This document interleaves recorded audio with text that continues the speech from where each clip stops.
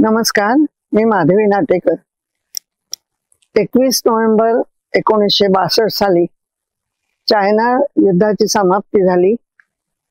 त्या दिवसाचे औचित्य साधून सांगली रोटरी क्लबने ब्रिगेडियर हेमंत महाजन यांना युद्धाची माहिती देण्यासाठी रोटरी क्लबला बोलवलं आणि तेव्हाच शूरामी वंदिले या पुस्तकाची माहिती पण देण्यात आली।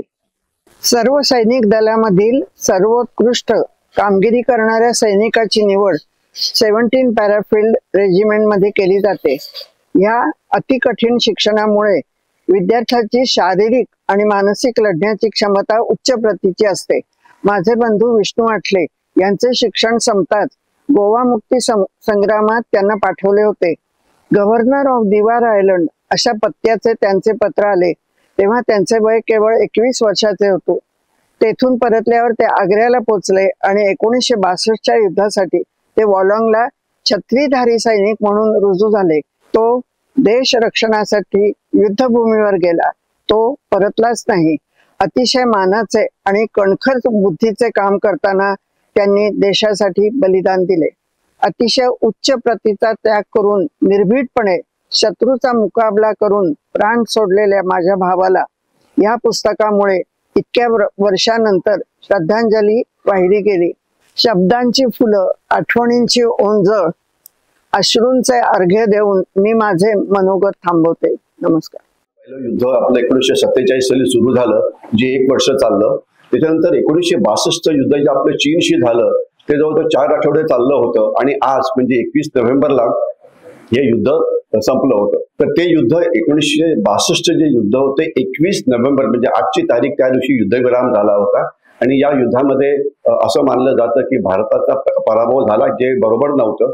कारण त्यावेळेला या युद्धामध्ये भारताची सैन्य 4.5 लाखाच्या आसपास होतं आणि फक्त 25,000 सैन्य हे युद्धामध्ये लढलं। 20,000 सैन्य लढलं अरुणाचल प्रदेशमध्ये, तिथे लोहित, सियांग जशा व्हॅलीज आहेत तिथे लढलं। आणि 5,000 सैन्य म्हणजे एक ब्रिगेड ही लढली लडाखमध्ये।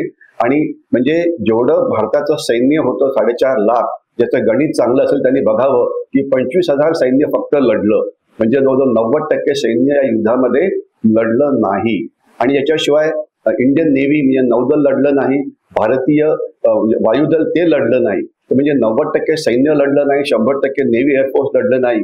हा पराभव सैन्याचा झाला असं कसं म्हणता येईल? हा पराभव झाला होता त्यावेळच्या राजकीय नेतृत्वाचा, ज्यांना वाटलं की आपण हे युद्ध हरलो। आणि त्याला अनेक कारणे थोडंसं मी कव्हर करीन। आणि या युद्धाचं आता एकदम आठवण कशी झाली तर थोडंसं मी I try keep it short. एक 3-4 वर्षापूर्वी 3 वर्षापूर्वी मला एक कॉल आला की साहेब, मी सतीश अंबईकर, मी अकोल्यातनं बोलतो आहे, मी तुमचे लेख वाचतो वगैरे। म्हटलं ठीक आहे, कोणी माझा लेख वाचतोय ऐकून मला आनंद वाटला। तर मी लेख लिहितो पण वाचतो हे मला माहिती नव्हतं। तर एनिवे तर म्हटलं चांगलं आहे। तर म्हणे नाही साहेब, त्याच्याकरता मी मला कॉल नाही केला, मी ते अकोल्यामध्ये एका चौकात उभा आहे, त्या चौकामध्ये लेफ्टनंट विष्णू आठले यांचा एक पुतळा आणि त्या रस्त्याचं नाव दिलेलं आहे आणि तिथे अत्यंत घाण झालेली आहे, ते रस्ता मेंटेन झाला नाही वगैरे। म्हटलं हे फार वाईट आहे की असं रस्ता जर मेंटेन केला नसेल, चौकात घाण असेल ते बरोबर, म्हणजे ते बरोबर नाही। परंतु म्हटलं तुमच्या माहिती करता हे तुम्ही ज्याचं नाव घेतलं लेफ्टनंट विष्णू आठले, हा माझा सख्खा मावस भाऊ आहे। म्हणजे अरे बापरे, मावस भाऊ आहे? म्हटलं हो। आणि ते म्हणाले की तुम्ही कोणी याच्यावरती पुस्तक लिहिलेलं आहे का? म्हटलं नाही, त्यावेळेला दुःख इतकं जास्त झालं होतं की पुस्तक लिहिण्याचा विचार कधीही पुढे आलेला नव्हता। तर ते म्हणाले की पुस्तक लिहायचं का? तर म्हटलं पुस्तक लिहायचं का, तर त्यांची बहीण सुधाताई आठले, तर दिसत नाही मला कुठे आहेत त्या, आहे राईट, ओके, दिसल्या। हो, सुधाताई आठले नाटेकर, मी ओके, मग माधवी नाटेकर, हा ओके, ट्यूबलाईट पेटायला थोडा वेळ लागतो। ठीक आहे। तर माहेरचं नाव आठले आणि इथे डॉक्टर नाटेकरांच्या पत्नी। तर म्हटलं त्यांच्या बहिणीला रिंग करायला पाहिजे की आता लिहू शकतो की नाही। तर सुधाताईंनी म्हणजे माधवीताईंनी म्हटलं की हो। आणि हे सगळं आपल्या डोक्यात काहीच नव्हतं, कारण 1962 साली झालेलं युद्ध, काल काय झालं ते आज लक्षात राहत नाही, तर इथं डॉक्युमेंटेशन काहीच नव्हतं। आणि दुसरी गोष्ट अशी की जी आठले फॅमिली होती ही एक अशा म्हणजे त्यांचं तत्व काही अशी होती की त्यांनी विष्णूच्या डेथ नंतर जे पेन्शन मिळतं ते पण त्यांनी घेतलं नाही, म्हणजे विदाऊट पेन्शन झालं होतं। तर म्हणजे काहीच माहिती नव्हती। तर मग आंबेकरांनी मग त्याला म्हटलं की सगळ्या जी माहिती आहे ती प्रत्येकाच्या डोक्यामध्ये आहे की तुम्ही एकत्र करा आणि करा. आणि त्यांनी ते पुस्तक तयार केलं आणि त्यांचं हे खरोखर कौतुक करायला पाहिजे. त्याच्यामध्ये मग मी थोडंफार काही लिहिलं, इतरांनी काही लिहिलं वगैरे. तर मी विष्णू आठले यांचा जो म्हणजे शौर्य त्याचा त्यांनी जे काम केलं थोडं त्याच्याविषयी बोलीन. 1962 जे बॅकग्राऊंड आहे थोडं त्याच्याविषयी बोलीन. आणि त्याच्यानंतर हे जे भारत चीन आजचं जे म्हणजे सध्याची काय परिस्थिती आहे त्याच्याविषयी बोलीन. कारण 1962 झालं, आता 62 वर्ष पूर्ण झालेले आहे आणि ते खूप जुनं झालेलं आहे. आणि आता जी आव्हानं आहेत ती नवीन आहेत. तर म्हणून मी रोटरी क्लब सांगली यांचं म्हणजे यांना थँक्यू म्हणतो की आज आपण मला इथे बोलवलं आणि आपल्या सगळ्यांच्या समोर एका हरलेल्या युद्धाविषयी बोलायला परवानगी दिली. कारण हे अतिशय मिसअंडरस्टूड असं युद्ध आहे. तर त्याच्याविषयी थोडंसं मी तुम्हाला सांगेन. तर हे 1962 युद्ध आणि हे पुस्तक शिवरामी वंदिले जे सतीश आंबेकर यांनी लिहिलेलं आहे ते पुस्तक अवेलेबल आहे. ज्यांना शक्य आहे त्यांनी जरूर बघावं. आणि आता मी थोडंसं बॅकग्राऊंड देतो की 62 युद्ध हे काय होतं. ऍक्च्युली झालं काय की हे युद्ध पहिले का झालं, तर मी जे माझं जे आजचं बोलणं आहे मी 3 भागात वाटलेलं आहे. की 1962 युद्ध थोडक्यामध्ये, मग लेफ्टनंट विष्णू आठले त्यांचा पराक्रम आणि शेवटी आज काय चाललंय, हे 3 भागामध्ये मी करायचा प्रयत्न करीन. कारण आजकाल T20चा जमाना आहे. तर ही भारत चीन सीमा आहे ही तीन भागामध्ये वाटलेली आहे. एक ती सिक्कीम, एक आहे लडाखमध्ये, एक आहे सिक्कीम मध्ये आणि तिसरी आहे अरुणाचल प्रदेशमध्ये. तर ही तिकडची. आणि त्यावेळेला आपले जे पंतप्रधान होते We don't need defense policy. Our policy is ahimsa. We foresee no military threats. As far as I am concerned, you can scrap the army. Police are good enough to meet our security needs. 1962 साली पंतप्रधान होते पंडित जवाहरलाल नेहरू आणि त्यावेळेला army chief होते general Thimayya. एक अतिशय अनुभवी असे ते सेनापती होते. तर ते 61 साली नेहरूंच्याकडे गेले आणि म्हणाले की मी भारताच्या समोर जी सुरक्षेची आव्हानं आहे त्याच्याविषयी तुम्हाला मी सांगण्याचा प्रयत्न करतो. त्याच्यामुळे आपण एक देश म्हणून देशाला सुरक्षित कसं ठेवता येईल याचं आपल्याला थोडं नियोजन करता येईल. तर जसं थिमय्या ब्रीफिंग करता गेले तर नेहरूंना एकदम राग आला. म्हणजे रबिश, टोटल रबिश. तर ते म्हणाले की आपल्याला सैन्याची गरज नाही. Police are good enough to take care of security. सैन्याची आपल्याला अजिबात गरज नाही आणि पोलीस आपल्याकरता पुरेसे आहेत. ठीक आहे ना. आणि म्हणजे त्यांचं म्हणणं होतं की हे काहीच नाही. आणि त्याचं पुढचं जे त्यांचं म्हणणं होतं हे इथे आहे की there will be no war between India and China and in the most unlikely event of there being one. म्हणजे भारत आणि चीन मध्ये युद्ध होणार नाही आणि युद्ध झालं तर मी एकटा हे वॉर लढू शकतो ॲट अ डिप्लोमॅटिक लेवल. म्हणजे एक मुत्सद्देगिरी वापरून मी युद्ध थांबवू शकतो. आणि आपल्याला कल्पना पाहिजे भारताचं 4.5 लाख सैन्य त्यावेळेला होतं आणि भारत चीन सीमा जी मी मगाशी आपल्याला दाखवली होती की जी जवळजवळ 3,500 किलोमीटरहून जास्त लांब आहे. त्या सीमेवरती सैन्य नव्हतं. मग सीमेचं रक्षण कोण करत होतं, तर सीमेचं रक्षण करत होतं IFS म्हणजे Indian foreign service. Indian foreign service काय आहे, एक 15-20 डिप्लोमॅट्स असतात जे दिल्लीत बसलेले असतात. ठीक आहे ना. दिल्लीत बसून मुत्सद्देगिरी करणारे लोक सीमेचं रक्षण करू शकतात का, ते कोणालाही सांगायची काही गरज नाही.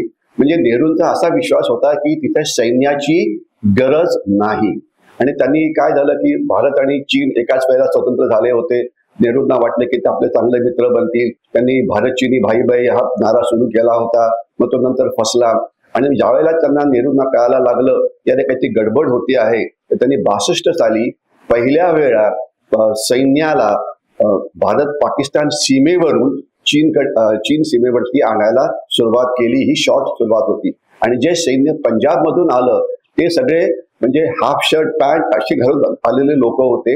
आणि ज्या भागात ते गेले हाय अल्टिट्यूड, सुपर हाय अल्टिट्यूड म्हणजे 9,000 फूट, 10,000 फूट, 11,000 फूट, जिथे नोव्हेंबरच्या महिन्यामध्ये तिथे बर्फ पडतो आणि वातावरण खूप थंड असतं. टेम्परेचर -20, -30 एवढं असतं. तर त्या काळामध्ये जे लोक गेलेले होते ते कॉटन शर्ट आणि पॅन्ट घालून गेलेले होते. जो युनिफॉर्म आपण पंजाब सीमेवरती घालतो. त्यांच्याकडे काहीही नव्हतं. हे आपल्याला लक्षात यायला पाहिजे. आणि त्यांना अचानक एक डिव्हिजन म्हणजे 20,000 सैन्य त्यांनी हलवलं आणि ऑक्टोबर पर्यंत ते सैन्य तिथे आलं.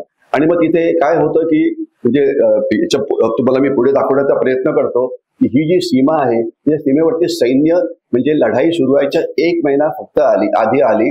आणि तिथे त्यांनी नेहरूंनी काय केलं होतं की त्यांनी जे सेनाधिकारी तिथे बसवलेले होते काही अतिशय चांगले लोक होते, त्यांना बाहेर काढून टाकलं होतं. जनरल थिमय्यांना सॅक केलं होतं, त्यांना काढून टाकलं होतं आणि तिथे जनरल थापर यांना आणलं होते की जे यशमॅन होते.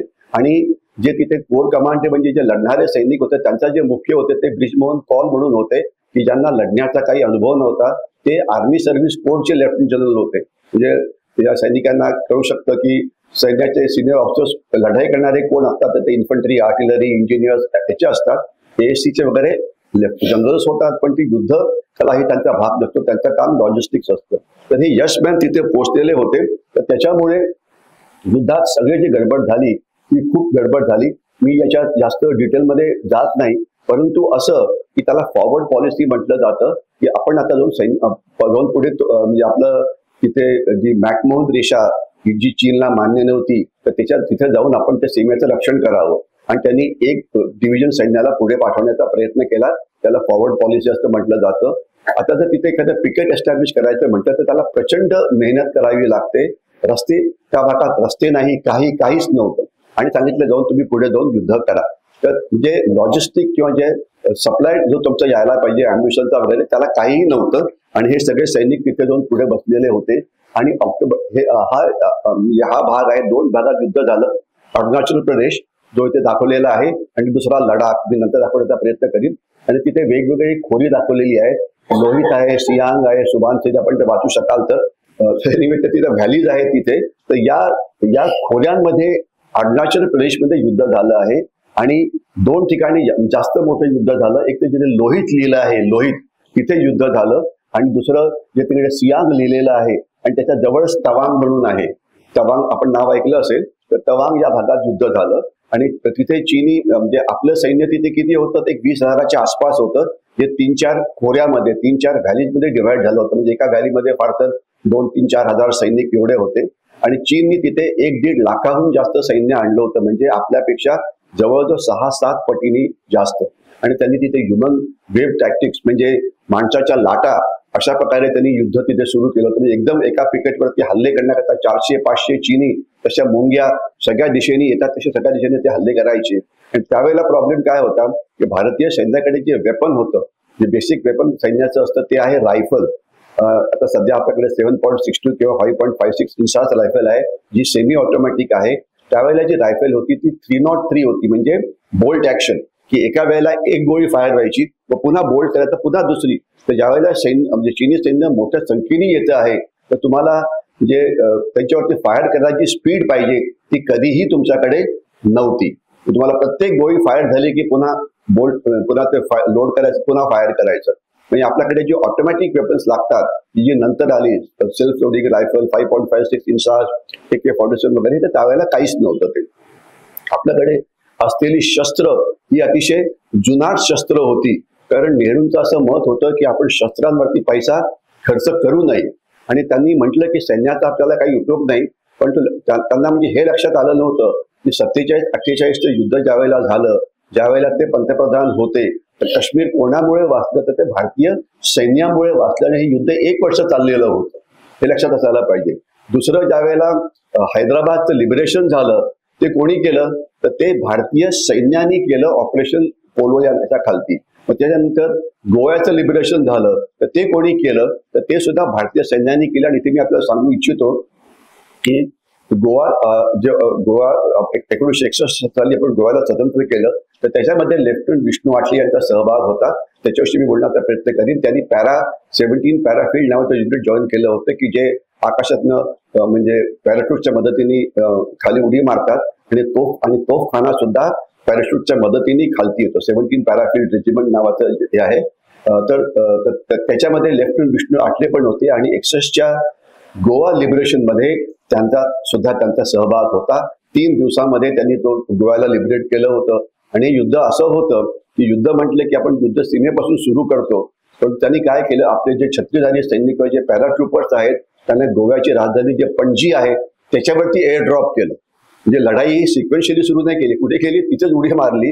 आणि पोर्तुगीजांचं मनोबल तुटलं. आणि ज्याला 20-25 दिवस युद्ध जे चाललं असतं ते 3-4 दिवसामध्ये आपण ते शॉक ऍक्शननी जिंकलं. तर तिथे लेफ्टनंट विष्णू आठले यांचा पण होता. तर या व्हॅलीज जिथे लोहित आणि सियांग व्हॅली जिथे युद्ध झालं, आणि दुसरं याच्यामध्ये लडाखमध्ये ते दाखवीन. आणि या सगळ्या व्हॅलीज पण दाखवतात. या सगळ्या नदी आहेत बेसिकली, आणि त्याच्यामधली जी वरची नदी आहे सियांग, तर सियांग नदी ही इम्पॉर्टंट आहे. तुम्हाला ती वरती चीनमध्ये दिसते आहे. ही नदी चीनमध्ये हिला यारलांग सांगपो असं म्हटलं जातं. तर ती भारतात येते त्याला सियांग बनते, आणि जेव्हा ती आसाममध्ये येते त्याला ती ब्रह्मपुत्रा नदी अशी बनते. आणि मग तिला मग अनेक नद्या मिळतात. सियांग नदी आहे, सुबानसिरी आहे, सरली आहे, हुरी आहे, लोहित आहे, वगैरे वगैरे.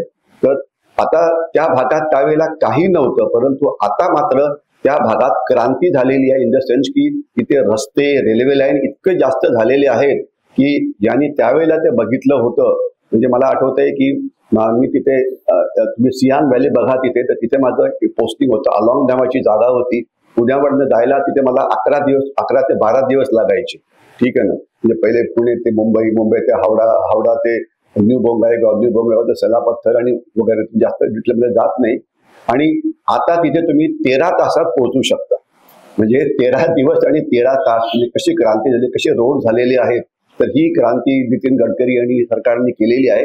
तर याचा सैन्याला खूप मोठा फायदा होतो, कारण सैन्याची जी मुवमेंट आहे ही अतिशय वेगाने होते. आणि अशाच प्रकारची मी मध्ये मध्ये हे पण सांगायचा प्रयत्न करतो, कारण काय होतं की ज्याला आपण चीन विषयी बोलायला सुरुवात करतो तर त्यावेळेला काही वेळा असं चित्र रंगवलं जातं की चीनची उंची, चीनी सैनिकाची उंची 7.5 फूट आहे आणि ते आपल्याला खूप पिटाई करतात वगैरे. तसं नाहीये ते. आपण त्यांना चांगल्या पद्धतीने त्यांना तोंड देतो आहे, परंतु म्हणजे ते लेक्चरमध्ये ते ठीक पद्धतीने येत नाही, म्हणून मला त्याच वेळेला सांगायचा प्रयत्न करतोय की आता रस्त्याची पद्धत, म्हणजे रस्ता इन्फ्रास्ट्रक्चर, रेल्वे इन्फ्रास्ट्रक्चर हे अतिशय इम्प्रूव्ह झालेलं आहे. आमची पलटण कारगिलमध्ये होती. कारगिलमध्ये आम्हाला जम्मू मधून जाण्याकरता जम्मूपर्यंत रेल्वेने यायचं, तिथून 6, 7, 8 दिवस लागायचे. ठीक आहे ना. आताच मी पलटणला पुन्हा भेटलो होतो, तर ते 2 दिवसामध्ये ते लेह मधून उधमपूर किंवा जम्मूला पोहोचले होते. पलटणचा कॉन्व्हॉय. आणि जर तुमच्याकडे जर 4 व्हीलर असेल तर तुम्ही सकाळी जर सुरू केला प्रवास जम्मू पासून, तर तुम्ही लेहला संध्याकाळी 7, 7:30, 8च्या आधी पोहोचू शकता. जे तुम्ही 11-12 दिवस लागायचे. कारण तिथे तर काय झालंय, तिथे रस्त्याची क्रांती जी गडकरींनी केलेली आहे. पहिले रस्ते खालती वरती असे व्हायचे, एका खोऱ्यात दुसऱ्या खोऱ्यात जाण्याकरता. आता त्यांनी तिथे टनेलिंग केले, म्हणजे बोगदे तयार केले. तर त्याच्यामुळे काश्मीरमध्ये तुम्ही फक्त 2000 फुटाच्या उंचीवरनं जाता आणि प्लेन बोगदा, जसं तुम्ही मुंबई पुणे एक्सप्रेस हायवे बघितला असेल की बोगद्यामुळे तुम्ही काही घाट चढतच नाही. तुम्ही अगदी प्लेन लेवलला जाता आणि बोगद्यामध्ये तुमची स्पीड 70-80 किलोमीटर्स एवढी असते. तर याच्यामुळे देशाला तर फायदा होतोच, इकॉनॉमी एफिशियंट होतेच, परंतु सैन्याला मात्र प्रचंड फायदा होतो. हे आपलं तिथे कळायला पाहिजे. तर ही युद्धभूमी होती. मी जास्त डिटेलमध्ये त्याशी बोलत नाहीये ती. आणि मग या तिथे पासेस, मी तिथे खिंडी आहेत, त्या खिंडीमध्ये, या खिंडीतनं चीनी आत आले होते. 1 लाख सैन्य जिकडनं वेगवेगळ्या खिंडीतनं आलं होतं. जिथे केपानला वगैरे दिलेलं आहे, यकानला, गिरूला, तिथून चीनी सैन्याने आपल्या खोऱ्यांमध्ये प्रवेश केला होता. आणि तिथे आपलं कुठेही काहीही सैन्य नव्हतं. आता जिथे म्हणजे आता 1962 साली एक ब्रिगेड, म्हणजे समजा एक डिव्हिजन सैन्य होतं. 1000 किलोमीटरच्या सीमेवरती 20,000 सैन्य होतं. ठीक आहे. आणि आता त्याच भागामध्ये 3 कोर, म्हणजे त्याच्या जवळजवळ 25 पटीने जास्त सैन्य तिथे आहे. तुम्ही कल्पना करा की सैन्याची तिथे हे केवढी वाढलेली आहे. जिथे मी एका ब्रिगेडमध्ये होतो, तिथे आता एक डिव्हिजन आलेली आहे. आणि तिथे आपली जी तयारी आहे ती आता खूपच छान झाली. जर पारंपरिक युद्ध झालं तर प्रॉब्लेम चीनला मोठा होईल. आपल्याला पारंपरिक युद्ध म्हणजे आर्मी वर्सेस आर्मी या युद्धाची आपल्याला काळजी नको, पण चीनचं वेगळ्या प्रकारचं युद्ध जे आहे त्याच्याविषयी मी नंतर तुम्हाला थोडं सांगण्याचा प्रयत्न करेन. तर हे त्यांनी कसा अटॅक केला तर जात नाही. अलॉंगवर इथेच माझं पोस्टिंग होतं. मी ज्यावेळेला पलटण फैजाबादला होते त्यावेळेला मी अलॉंगमध्ये होतो. तर तिथून ते कसे कुठपर्यंत आले होते ते जास्त डिटेलमध्ये जात नाही. मी सरळ लोहित व्हॅली पाशी येतो. तर मला थोडंसं विष्णुदादा आठले यांच्याविषयी बोलायचं आहे. तर लोहित हे एक मोठं खोरं आहे, लोहित नदीचं खोरं आहे. आणि इथे ब्रह्मपुत्रेचं जे पात्र आहे फार मोठं असतं. आणि ब्रह्मपुत्रा पावसाळ्याच्या वेळेमध्ये एक समुद्र बनतो. तर तिथे आम्हाला जर लोहित व्हॅलीमध्ये जायचं असेल तर त्या ब्रिगेडला 82 ब्रिगेड आहे, त्याला हाती ब्रिगेड म्हटलं जायचं. हाती ब्रिगेड म्हणजे काय, शेवटचा जो स्ट्रेच होता ब्रह्मपुत्रेच्या पात्रातून, तिथे रस्ते नसल्यामुळे हत्तीवरती बसून जावं लागायचं. म्हणजे मी 5 माउंटेन ब्रिगेडमधून आम्ही ज्याला तिथे जायचं लोहितकडे, तर हत्तीवरती जायचं. आणि हत्ती ठरवायचा की जे पाणी आहे ते जास्त, जे पाण्याचा जो स्पीड आहे जास्त असेल तर हत्ती रिव्हर्स गिअर मध्ये लागायचा. मग तुम्हाला क्रॉस करता यायचं नाही, कारण ते पाणी शॅलो होतं ते.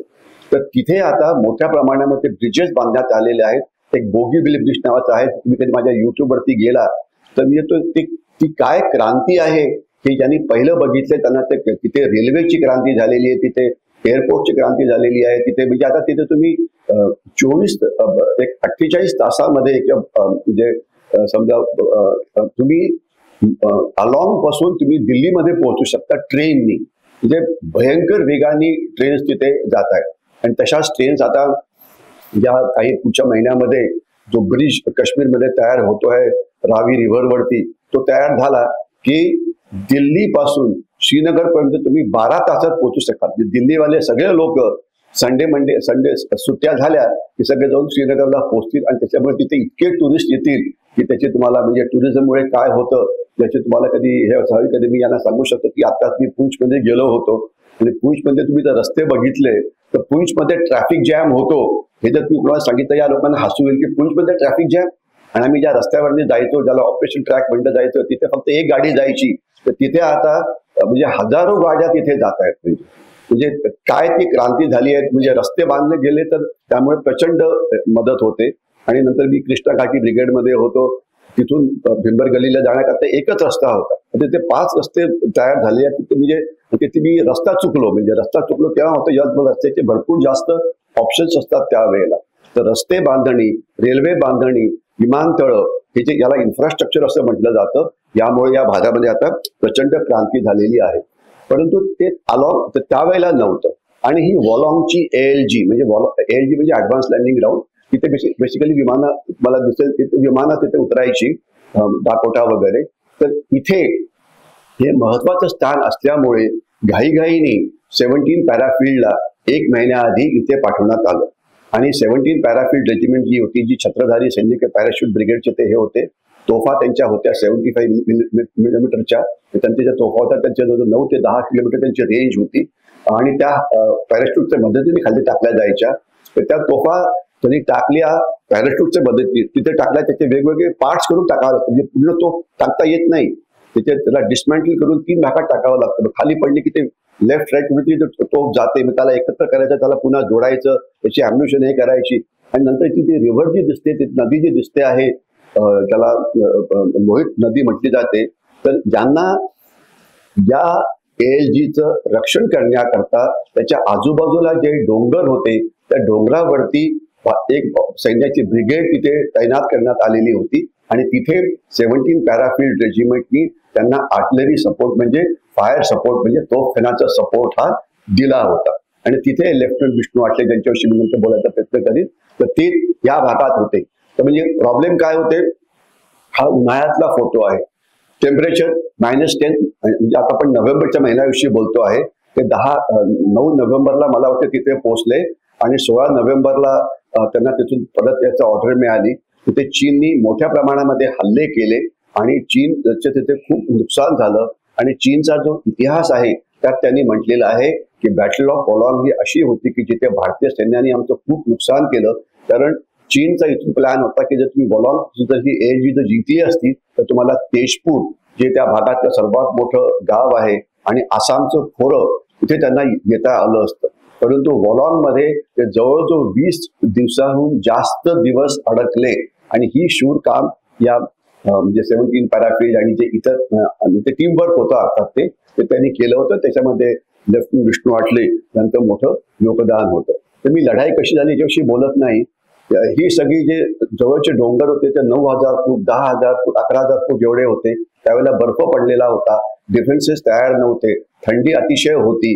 ॲम्ब्युशन ही तुम्हाला फिजिकली मॅनपॅक करावी लागायची. आणि जी नदी आहे ती नदी एका नदीच्या पाण्याचा तिथे वेग खूप मोठा आहे.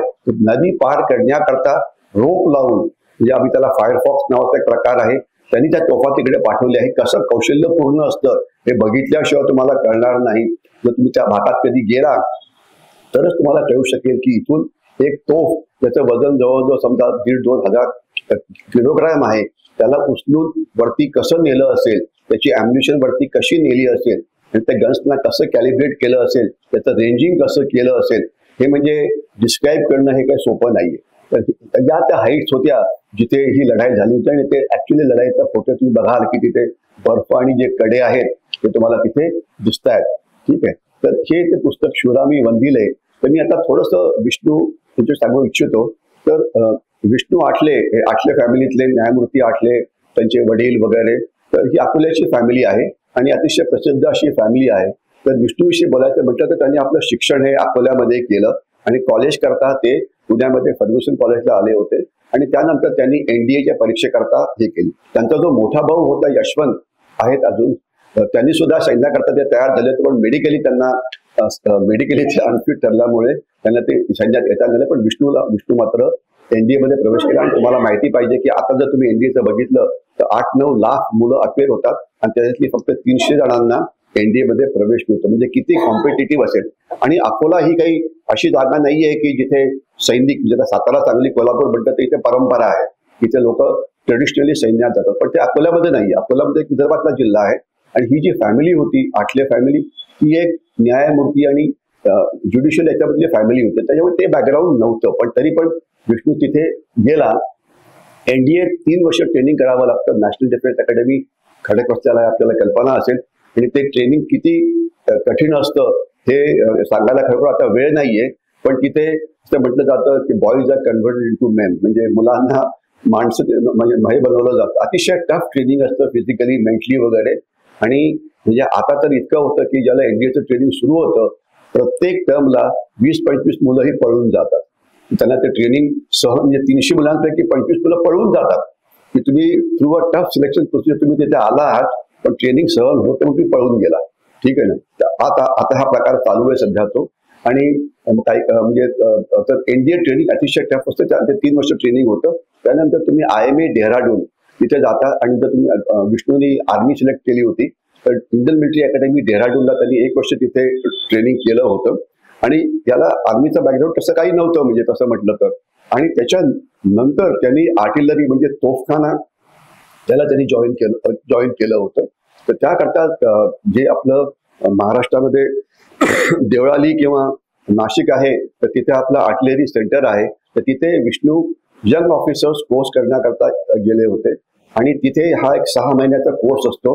आता त्यांना तिथे सिल्वर गन मिळाली होती, म्हणजे बेस्ट बायो, म्हणजे काय म्हणायचं की जे सर्वोत्कृष्ट यंग ऑफिसर असतात, म्हणजे जो त्या कोर्समध्ये पहिला येतो त्यांना ते ही गन मिळते, ती त्यांना मिळालेली होती. म्हणजे ते किती कौशल्यपूर्ण सैनिक होते किंवा अधिकारी होते ज्याची आपल्याला कल्पना यावी.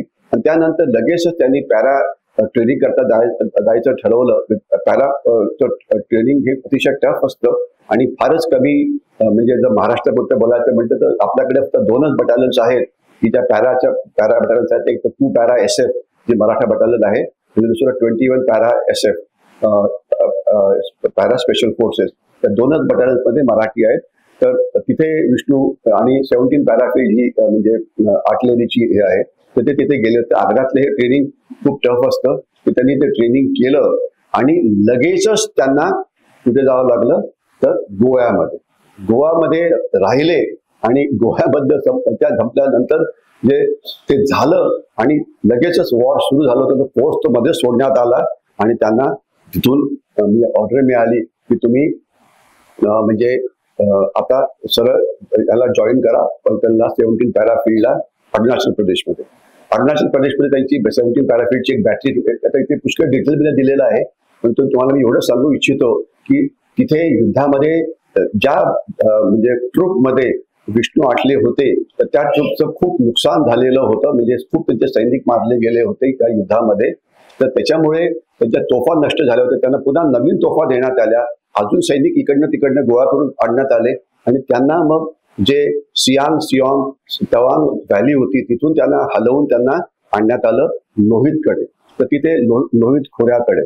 आणि मग हे लोहित खोऱ्याकडे तिथे जे बोलॉनमध्ये जे तिथे पोहोचले, तर तिथे पोहोचताना सांगण्यात आलं की वरती आहे, तुम्ही डिफेन्सेस तयार करा.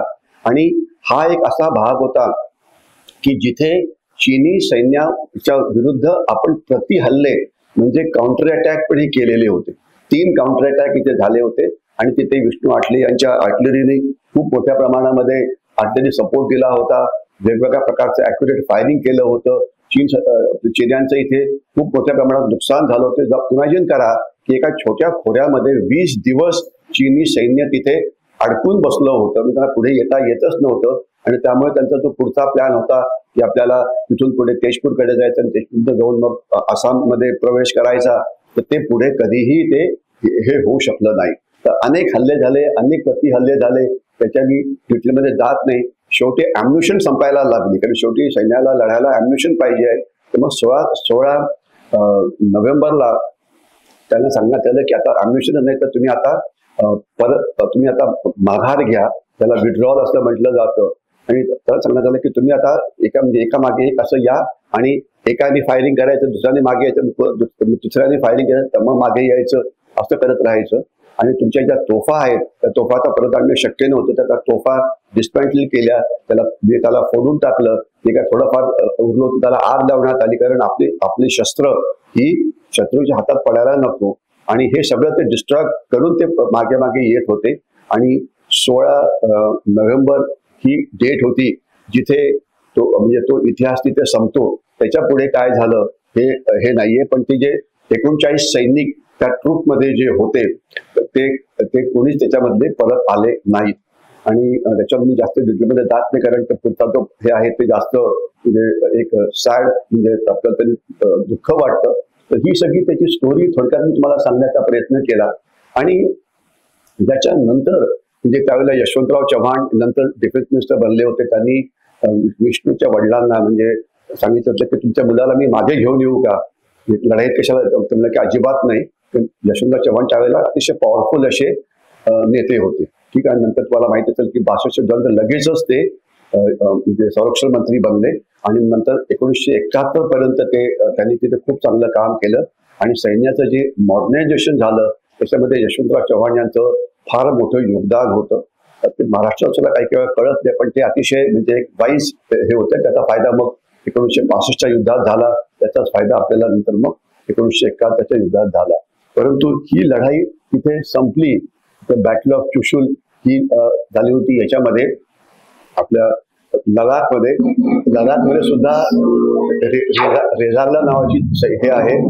ठीक आहे. तर तिथे सुद्धा ही लढाई झालेली होती. तिथे मेजर शैतान सिंग त्यांना परमवीर चक्र या शूरता पुरस्कार त्यांना हे करण्यात आलेलं होतं. आणि त्याचं फक्त एकच सांगता येईल की हे युद्ध स्मारक आहे याचं बॉलॉंगचं. We don't need defense policy. Our policy is answer. Because you know military threats. As far as I am concerned, you can crack the army. Police are good enough to meet our security needs. तंत्रज्ञानाने गडबड केली. इथं नव्हतं हे जे आहे ते how can man die better than facing the fearful odds from the ashes of his father and the temples of the god. म्हणजे तिथे जे वॉर मेमोरियल आहे तिथे हे वाक्य कोरलेलं आहे, पण ते चुकीने पंडित नेहरूंना पुन्हा मध्ये घातलं. ते कसं झालं ते इन्व्हेस्टिगेशन करावं लागेल, पण ते फ्लाईट एक मागे पडली. तर 21 नोव्हेंबरला हा युद्धविराम झाला. आणि या युद्धविरामामध्ये म्हणजे त्यांनी आणि आता सांगण्यात आलं की जॉन दळवी तिथे ब्रिगेड कमांडर होते आणि त्यांचं पुस्तक होतं हिमालयन ब्लंडर. त्यावेळेला 62 नंतर तीन पुस्तकं लिहिण्यात आली. एक हिमालयन ब्लंडर जे जॉन दळवीचं होते त्या ब्रिगेड कमांडरचं पुस्तक होतं. दुसरं होतं गिल्टी मॅन ऑफ 1962 जे मंकेकर जे इंडियन एक्सप्रेसचे मुख्य होतं त्यांचं पुस्तक होतं. आणि अजून एक पुस्तक होतं. तर त्याच्यामध्ये हे सगळं अनेक गोष्टी आहेत. त्याच्यामध्ये या युद्धामध्ये काही धडे शिकण्यात आले. तर हे जे धडे आहेत ते अशा प्रकारचे आहेत की ज्यावेळेला विजय मिळतो सगळे म्हणतात माझ्यामुळे मिळाला, पण ज्यावेळेला पराभव होतो तर त्यावेळेला सगळे लोक मागे म्हणतात आणि इतरांना दोष देण्याचा प्रयत्न करतात. तर हा जो एक पराभव होता हा एक ऑर्गनायझेशनल फेल्युअर असं होतं की देश म्हणून आपण पूर्णपणे फेल झालो. मग ते डिफेन्स मिनिस्टर असो की कोणी असो, सगळ्यांनी म्हणजे ब्युरोक्रेसी असो की पॉलिटिकल लिडर्स असो यांनी तिथे काम जे करायला पाहिजे ते केलं नाही. आणि त्याच्यामुळे आपला हा पराभव झाला. तर मी जास्त डिटेलमध्ये जात नाही.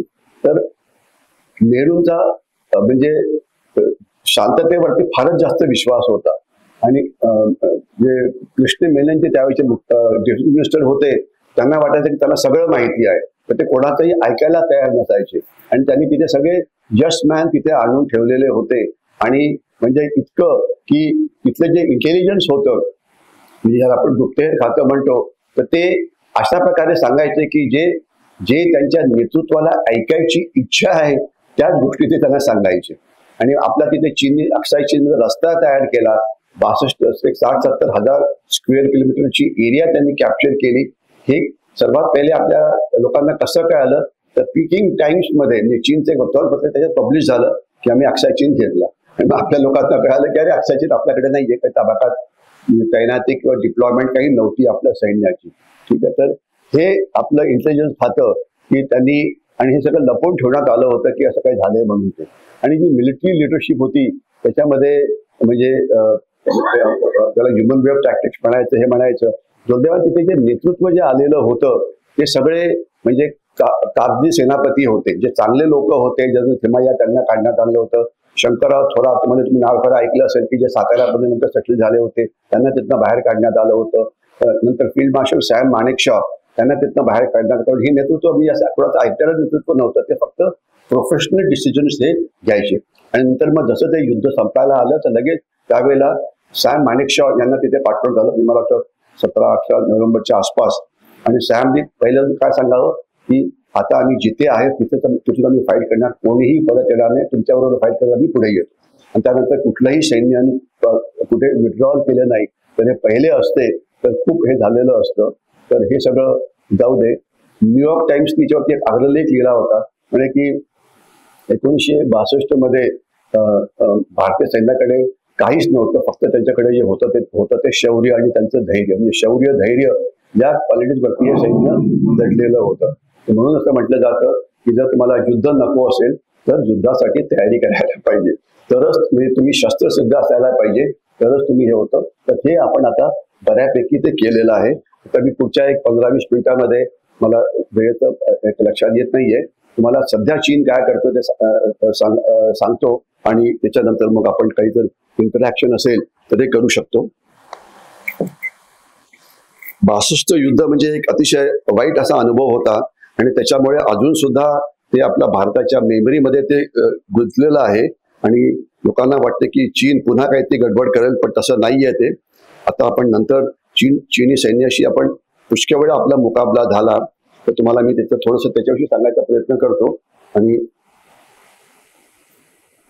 आणि आता जे सध्या चीनी सैन्य हे करतं आहे त्याला आपण आता हायब्रिड वॉर किंवा मल्टी डोमेन वॉर किंवा असं हे म्हटलं जातं. 1962च्या युद्धानंतर पुन्हा भारत आणि चीन सैन्याची जी मुठभेड झाली ती झाली 1967 झाली. एक जागा आहे नाथुला म्हणून की जी आहे सिक्कीम मध्ये, नाथुला किंवा चोला. आमची पलटण चोलाला तिथे थांबायची. तर तिथे त्यावेळेला एक अतिशय आक्रमक सेनानी होते ज्याचं हेच पाहिजे. बस आलं. थँक्यू. त्यांचा टाळ वाजवून स्वागत करावं, कारण काही वेळा तंत्रज्ञान आपलं ऐकत नाही, हुशार लोकांचं ऐकतं ते. ठीक आहे, ओके. तर 67 साली पहिलं हे झालं, चीननी पुन्हा आक्रमण केलं आणि तिथे सगतसिंग म्हणून एक जनरल होते. त्यांनी सांगितलं की तुम्ही चीनला म्हणजे त्यांच्याशी मुठभेड करा. आणि तिथे जवळजवळ 350हून जास्त चीनी सैनिक मारले गेले होते आणि आपले जवळजवळ 70 सैनिक तिथे शहीद झाले होते. आणि 67 नंतर मग चीननी पुन्हा तिथे गडबड केली नाही. मग पुढची गडबड झाली 1988 साली, ती झाली सुंगदुरांगचू मध्ये. आणि शेवटचं जे मिलिटरी स्टँड ऑफ होता तो आता 2 वर्षापूर्वी झाला याच्यामध्ये डोकलाम नाही, गलवान खोऱ्यामध्ये.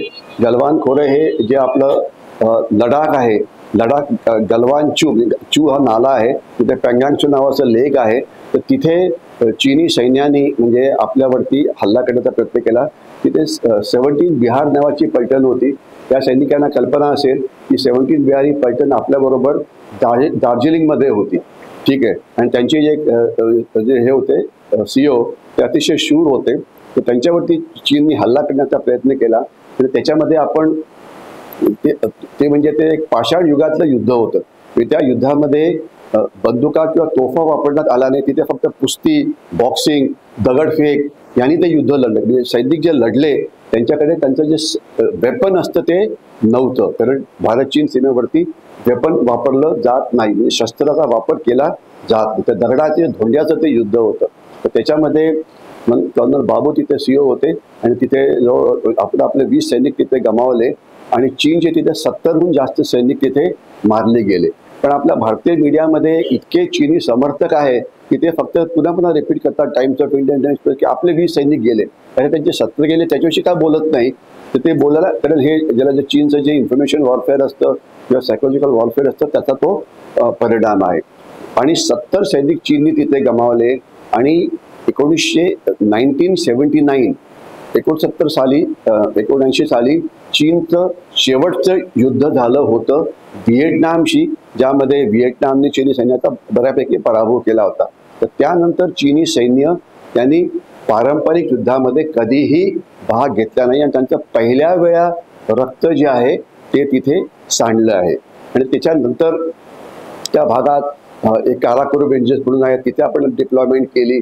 आणि आज तिथे जवळजवळ 50 ते 60 हजार सैन्य आपलं तिथे आहे. लेह लडाखमध्ये आमची पैठण पण तिथे होती. आता तिथे जवळजवळ म्हणजे 20-25 हजार एक्स्ट्रा सैन्य आलेलं आहे. 50-60 हजार सैन्य तिथे आहे. आणि यावेळेला म्हणजे आता मी चीनचं जे चीनचं युद्ध नावाचं, म्हणजे चीन आता कशा प्रकारे युद्ध लढतं आहे याच्याशी थोडं बोलण्याचा प्रयत्न करीन. तर चीन आता पारंपरिक युद्ध करायला तयार नाही. पारंपरिक युद्ध म्हणजे काय? सैनिकांचं युद्ध, म्हणजे समजा तोफा, बंदुका, रायफल वगैरे ते वापरलं जात नाही. आता ते इतर पद्धतीने युद्ध करायचा प्रयत्न करतायत. आणि त्याच्यामध्ये त्यांची एक पद्धत आहे सायकोलॉजिकल वॉर, म्हणजे मानसिक पद्धत, इन्फॉर्मेशन वॉर, डिसइन्फॉर्मेशन वॉर, म्हणजे अफवा पसरवणं, चुकीची माहिती पसरवणं, चुकीचे नॅरेटिव्ह देणं, खोट्या बातम्या पसरवणं, हे सगळं ते केलं जातं. आणि हे करायला त्यांचे हस्तक कोण असतात? तर त्यांचे हस्तक जे चीनी समर्थक आहेत, जे भारतामधले ते असतात. तर आता तुम्हाला मी थोडक्यात उदाहरण देतो, कारण हे सगळं बोलायला वेळ लागेल. तर म्हणजे बातमी आली की चीननी काय 50,000 सैन्य भारत चीन सीमेवरती तैनात केलं. तर माणसाला काय, टाइम्स ऑफ इंडियातली बातमी, अरे 50,000 सैन्य, मग आपलं सैन्य काय माशा मारत सांगलीमध्ये बसलं होतं का? आपलं पण तिथे होतं, पण ते बातमी आली नाही. चीननी तिथे तोफा केल्या. मग आपल्या तोफा काय आपल्या देवळालीमध्ये काय गिरीश त्याला लावून बसल्या होत्या का तिथे? नाही. मग चीननी तिथे रणगाडे आणले. मग आपले रणगाडे काय अबंद करून बसले होते का? नाही. आपले पण म्हणजे जे सैन्य ज्या पद्धतीने चीन आणत होता त्या पद्धतीने आपल्याला जे आपण रिस्पॉन्स द्यायला पाहिजे तर त्याप्रमाणे आपण देत होतो. चीननी हेलिकॉप्टर्स आणले, मग आमचे हेलिकॉप्टर मागे उभे होते का? नाही. पण एकतर्फी अशा बातम्या लोकांना भीती, अरे बापरे चीनचं सैन्य आलं, काय होणार आहे? ठीक आहे. म्हणजे त्यावेळेला मी पुष्कळ वेळा टी व्हीवरती जात होतो. सर काय करायचं म्हणे की एकदा मला आपलं काय ते मला फोन आला सिंधुदुर्गमधनं की सर अशी बातमी आलेली आहे की एक चीनची सबमरीन म्हणजे पाणबुडी इकडे आली, मी काय करू? म्हणतो तो काही करू नका, आरामात झोप, लंबा श्वास घे. आम्हाला ते सैन्य शिकवलेलं होतं. आणि तिथे एक जागृत दैवत आहे, तिथे जाऊन एक नारळ फोडून ये, बाकी काही करू नकोस तू. आणि जास्त गॅरंटी पाहिजे तर 2 फोड, म्हणजे ते जास्त डबल होईल. म्हणजे अशा प्रकारच्या अतिरंजित बातम्या, म्हणजे असं दाखवलं जात होतं की चीनी हे 7.5 फूट आहे आणि आपण आपला कधीही पराभव. आणि मग सगळ्या वर्तमानपत्रामध्ये, म्हणजे मी आता भारतीय वर्तमानपत्राविषयी बोलतोय, टाइम्स ऑफ इंडिया विषयी बोलतोय, इंडियन एक्सप्रेस विषयी बोलतोय, सकाळ विषयी बोलतोय, लोकसत्तेविषयी बोलतोय की वातावरण निर्मिती काय होती का? रे बाप रे, आता यांचं मुश्किल आहे. म्हणजे अशा प्रकारे ही नॅरेटिव्ह बिल्डिंग आणि घाबरवणं देशात सुरू होतं की जी कधीही अशा प्रकारचा प्रॉब्लेम कधीही नव्हता. काही पण झालं असतं तर त्याला आपण उत्तर द्यायला हे अतिशय तयार होतं. पण हे डिसइन्फॉर्मेशन वॉरफेअर म्हणजे प्रोपगंडा वॉरफेअर जे होतं हे प्रचंड प्रमाणामध्ये केलं जात होतं. आणि हे जे डिसइन्फॉर्मेशन वॉरफेअर असतं ज्याचा उद्देश काय असतो? याचा उद्देश असतो की 3 किंवा 4 घटक असतात ज्यांच्यावरती हे वॉरफेअर केलं जातं. एक तर सरकारला घाबरून टाकायचं की तुमचं आता काही मुश्किल आहे, तुम्ही मुकाट्याने जे चीन म्हणतं आहे ते ऐका. दुसरं आहे सैन्य. या सैन्य म्हणायचं की आम्ही लढायला तयार नाहीये, ठीक आहे ना, आणि तुम्ही लढाई करू नका. जसं युक्रेन रशियाचं युद्ध सुरू झालं तर आपलं जे नेटोचं सैन्य तिथे होतं की आपण करायला काय पाहिजे, तर नेटोचे जनरल म्हणाले आपण काही करू शकत नाही, आपण लढाई लढू शकत नाही, तर तुम्ही लढाई लढण्याचा प्लॅन सुद्धा करू नका. म्हणजे ज्यावेळेला तिथले जनरल सांगतात की तुम्ही लढाई लढण्याकरता सज्ज नाही, तर मग त्या सैन्याचा काय उपयोग आहे म्हणजे ते. पण तो एक वेगळा विषय आहे. तर सैन्य हा दुसरा टार्गेट असतो. आणि तिसरं असतं आम पब्लिक, की लोकांना वाटतं की अतिशय भय निर्मिती होते की त्या या देशाचं कसं होणार. उद्या सकाळी तुम्ही जर पेपर वाचला तर वाटलं की उद्या सकाळी देशाचे तुकडे झाले असेल, सांगली अलग झालं असेल, कोल्हापूर वेगळं झालं असेल वगैरे वगैरे. ठीक आहे, तसं काही होणार नाहीये. पण तशी ती भीती निर्मिती होते. तर हे तर चीनी सायकोलॉजिकल वॉर किंवा मानसिक युद्ध जे आहे त्याचा भारतावरती काय परिणाम झाला होता, सरकारवरती फारसा परिणाम होत नाही. सरकार हे अतिशय स्ट्रॉंग आहे. तो भारतीय सैन्याचा जो बद्दल प्रश्न त्याच्यावरती काय फारसा परिणाम होत नाही, कारण सैन्याला काय चाललंय याची माहिती असते. परंतु जे आम पब्लिक असतं तर त्याच्यावरती फार मोठा परिणाम होतो. म्हणजे मला त्या काळामध्ये इतके कॉल यायचे की सर मी XYZ बोलतोय, मी काय म्हणतात त्याला सॅटेलाइट फोटोग्राफवरती तज्ज्ञ आहे आणि मला एका सॅटेलाइट फोटोग्राफमध्ये दिसतंय की चीनी सैन्य हे लेहच्या जवळ आलंय. म्हणजे तुझा फोटोग्राफ बंद कर आणि मुकाट्याने झोपायला जातो. म्हणजे कोणी सगळे इंटरनेटचे तज्ज्ञांनी असं बेजार करून सोडलेलं आहे. सोशल मीडियाचे तज्ज्ञ म्हणजे की कोणीतरी कुठला तरी फोटोग्राफ बघायचा. मी एक अमेरिकन पेपरमध्ये वाचलंय की चीन इथे पोहोचलाय. हे आपलं काय तो इलॉन मस्क म्हणतोय की चीन इकडे आहे. म्हटलं तर हे सगळे जे इतके भयाचं वातावरण निर्मिती हे आपले लोक करत होते आपलं ज्ञान दाखवण्याकरता की माझ्याकडे लेटेस्ट सॅटेलाइट इमेजरी आहे. ठीक आहे. आणि हे काहीही नव्हतं. हे सगळं म्हणजे हा सगळा दुष्प्रचार युद्धाचा हा एक मोठा भाग होता. आणि तेच युद्ध आता मोठ्या प्रमाणात सुरू आहे. तर हे एक युद्धाचा हा एक भाग झाला. चीन जे युद्ध लढतं आहे त्याला मल्टी डोमेन वॉर किंवा ग्रे झोन वॉरफेअर असं म्हटलं जातं. तर त्याच्यातले तुम्हाला मी जे सैनिकी जो भाग आहे त्याच्याविषयी थोडं बोलण्याचा प्रयत्न करतो. या भागामध्ये सैन्य आहे. 3,500 किलोमीटर चीनी सीमा आहे. जवळजवळ आपलं 2-3 लाख सैन्य सीमेवरती आहे. परंतु या सीमेवरती असलेलं आपलं सैन्य आपली वेपन्स वापरू शकत नाही. म्हणजे चीननी 2001 ते 2004 या काळामध्ये 4 पीस आणि ट्रँक्विलिटी ॲग्रीमेंट केल्या भारतीय गव्हर्नमेंटच्या बरोबर. आणि त्याच्यात असं ठरलं की या सीमेवरती सैन्याचा वापर केला सैन्याच्या वेपन्सचा वापर केला जाणार नाही. आणि मग तुम्ही सैन्य बसवलं कशा करताय? तर तुम्ही तिथे 4 लाख सैन्य ठेवलं त्यांना त्यांच्या बंदुकाचा वापरता आला नाही तर तुम्ही निष्क्रिय केलं ना. आणि याला म्हटलं जातं पीस ॲग्रीमेंट. आणि कोणी सही केलं तर त्यावेळेला जे म्हणजे गव्हर्नमेंट होतं 2001 ते 4 या 4 ॲग्रीमेंटचं टोटल आहे ते सगळं झालेलं होतं. तर त्यांनी आपल्याला असं निष्क्रिय बनवून ठेवलं आहे. आणि त्याच्यानंतर मग आपल्याकडे एक चीनविषयी एवढं भयाचं वातावरण होतं की अरे या भागामध्ये चीनचे जे रस्ते वगैरे आहेत हे भारत चीन सीमेवरती त्यांच्या सीमेपर्यंत येऊन पोहोचलेले आहेत. आणि आपले रस्ते कुठे 90 किलोमीटर मागे कुठे 100 किलोमीटर मागे असं होतं. म्हणजे आता अरुणाचल प्रदेशमध्ये 5 व्हॅलीज आपण लोहित व्हॅली तुम्हाला मी म्हटलं होतं तिथे 50 किलोमीटर मागे रस्ते होते. सियांग व्हॅलीमध्ये 100 किलोमीटर मागे रस्ते होते. रस्ते बांधायला सरकार तयार नव्हतं पण त्यांना भीती वाटायची. त्याच्यामुळे चीनला राग येत. आपण ज्या वेळेला कारगिल युद्धानंतर 14 कोर नावाची एक कोर तयार केली की जी फक्त लडाखचं रक्षण करेल. ठीक आहे. तर चीनने म्हणाले की तुम्ही का करताय ही त्या तुम्ही करायला नको. आणि चीन म्हणजे आपलं हे घाबरलेले होते की अरे की आपण करायची की नाही. मग आपण एक 21 कोर म्हणजे एक त्याला म्हणतात की आक्रमक कोर तयार केली. सगळे सैनिक तेच पण त्यांना आक्रमक कोरचं नाव देण्यात आलं. तर चीन म्हणते तुम्ही हे का करता. म्हणजे चीन आपल्याला डिक्टेट करत होतं की तुम्ही तिथे किती सैन्य ठेवायचं, तुम्ही तिथे रस्ते बांधायचे की नाही. आणि त्यांनी सगळे स्वतः बांधलेलं होतं. त्यांचं 100% झालं होतं पण तुम्हाला ते काही बांधू देत नव्हते. पण याच्यामध्ये फरक पडला 2014 पासून मोदी सरकारने त्याच्यावरती खूप काम केलेलं आहे. आणि 2020 नंतर ज्याला गलवानचे झालं त्यानंतर तिथे आता एवढ्या प्रचंड प्रमाणामध्ये रस्ते बांधणी करण्यात आली आहे. तर त्याचं तुम्हाला उदाहरण देणं अतिशय महत्त्वाचं आहे. पण अनेकांना माझ्याकडे तसं पॉवर पॉईंटमध्ये जवळजवळ 100 स्लाइड्स आहेत परंतु वेळाप्रमाणे मी आता म्हणजे शॉर्टकट मारायचा प्रयत्न करतोय. तर आता तुम्हाला पहिले लडाखचा जो भाग आहे ते कारगिल आणि तिथे लेह 2 जिल्हे आहेत तिथे जायला फक्त एकच रस्ता होता. तो वाया श्रीनगर सोनेबर कसा जायचा झोजिला खिंडीतनं तो वरती जायचा. आणि हा रस्ता 6 महिने बंद पडायचा कारण बर्फ पडायचा. याच्यातले काही लोकांना कल्पना असेल की रावसाहेब नकलेवाला विचारा त्यांचा तिथे ॲक्सिडेंट पण झाला होता. ते कड्यावरनं खाली पडले होते. आता जे कोल्हापूरचे आहेत ते ठीक आहे ना. तर तिथे म्हणजे 6 महिने रस्ता बंद असायचा. आता तिथे जोजिला टनेल बनते आहे गडकरींच्या खाली आणि ते बहुतेक डिसेंबर जानेवारीमध्ये सुरू होईल. तर 12 महिने हा रस्ता तिथे उघडा असेल. त्याची ती केवढी क्रांती तुम्हाला कल्पना यावी.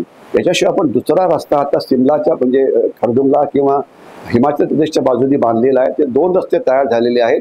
तुम्ही पठाणकोट पासून तर लेह पर्यंत तुम्ही 8 तासात पोहोचू शकता.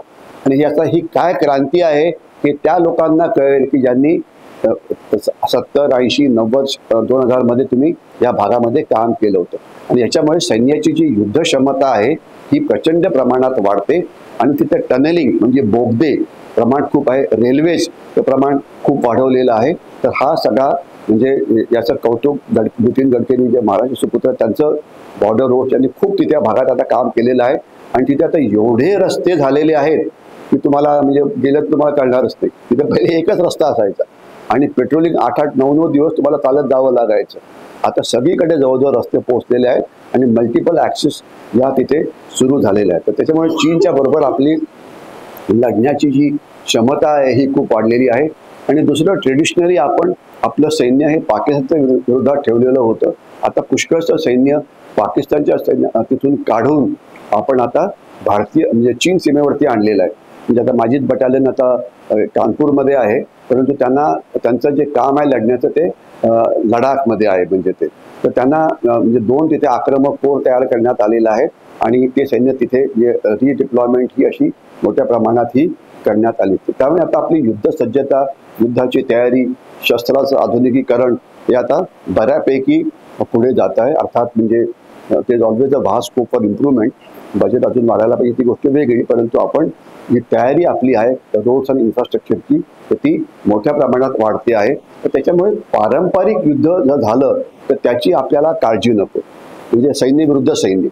पण आपल्याला धोका कसला आहे तो इतर प्रकारच्या युद्धाचा. त्याच्यामधला मी एकाचं आता सध्या सांगितलं, इन्फॉर्मेशन वॉर. दुसरं युद्ध जे चीन तुमच्या विरोधात लढतं आहे ते म्हणजे इकॉनॉमिक वॉर, म्हणजे आर्थिक युद्ध किंवा आर्थिक घुसखोरी किंवा व्यापार युद्ध.